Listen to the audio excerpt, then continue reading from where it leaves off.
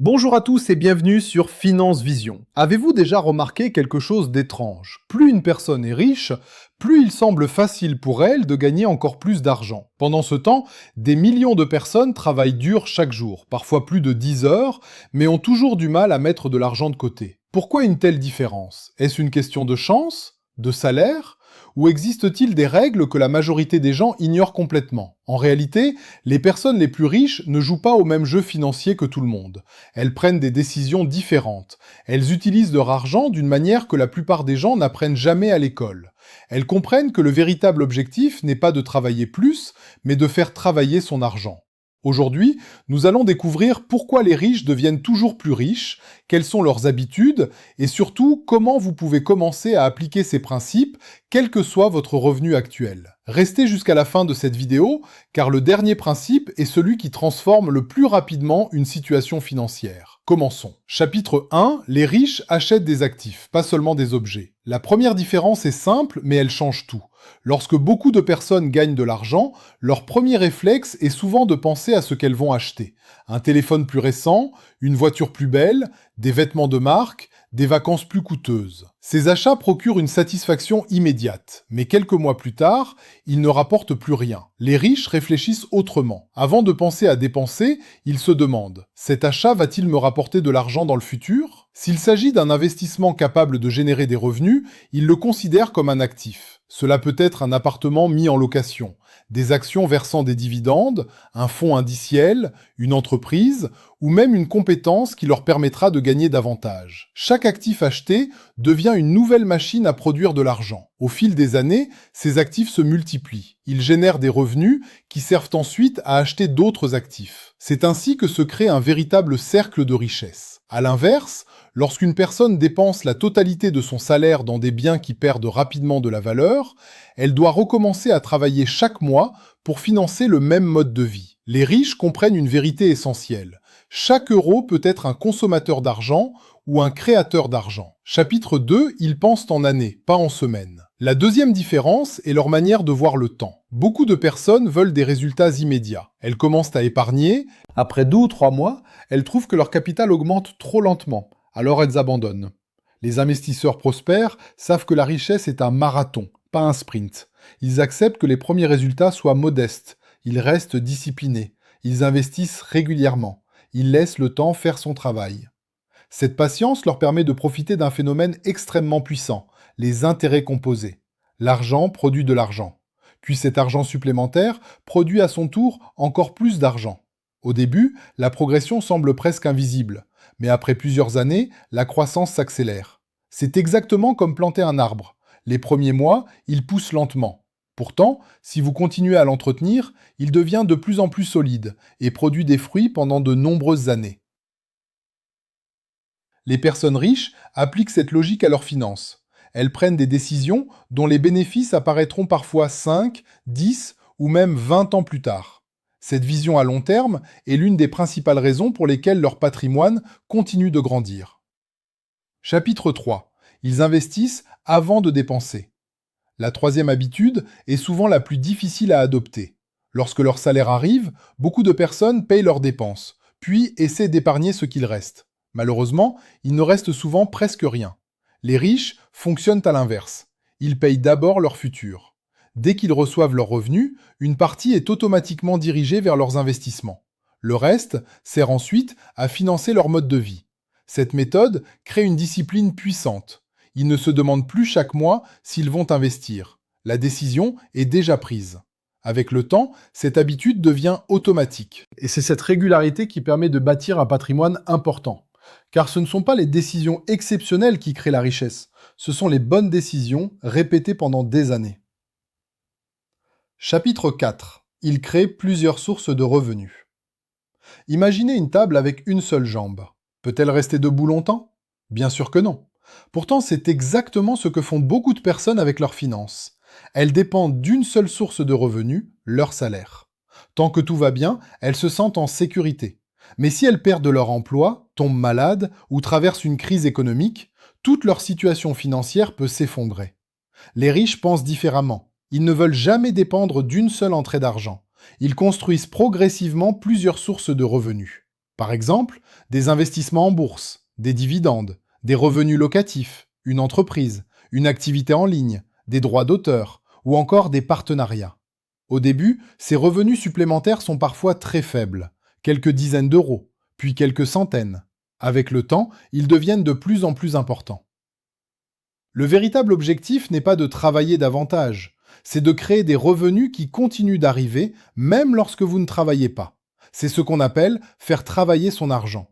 Plus vous possédez de sources de revenus, plus votre situation devient solide. Les riches construisent cette sécurité année après année. Chapitre 5. Ils investissent continuellement dans leurs connaissances. L'un des plus grands investissements des personnes riches ne se voit pas. Il ne s'agit ni d'une maison, ni d'une voiture, ni d'un portefeuille d'actions. Il s'agit de leur cerveau. Les personnes qui réussissent consacrent du temps à apprendre. Elles lisent des livres, écoutent des podcasts, suivent les évolutions économiques, participent à des formations, et surtout, elles restent curieuses. Pourquoi ? Parce qu'elles savent qu'une nouvelle compétence peut multiplier leurs revenus. Apprendre à négocier, à vendre, à communiquer, à investir, à gérer une entreprise. Ou à utiliser les nouvelles technologies. Toutes ces compétences augmentent leur valeur.